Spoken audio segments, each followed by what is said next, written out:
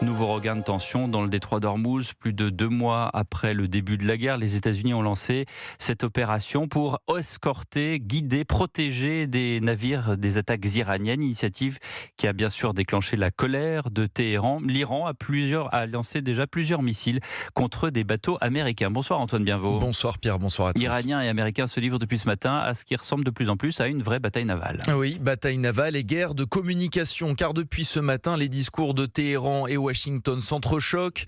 L'Iran affirme avoir lancé des missiles en direction de plusieurs frégates américaines, ce que démentent fermement les États-Unis. À l'inverse, le Pentagone se félicite d'avoir réussi à escorter 2 navires marchands américains et à leur faire franchir le détroit.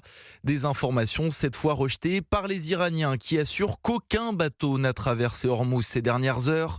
Les deux parties ne semblent en revanche pas nier l'incendie d'un navire sud-coréen au large des côtes iraniennes.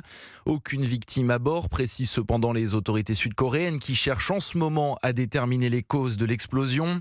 Les Émirats arabes unis font de leur côté état d'une frappe iranienne qui a fait 3 blessés sur l'un de ces sites pétroliers.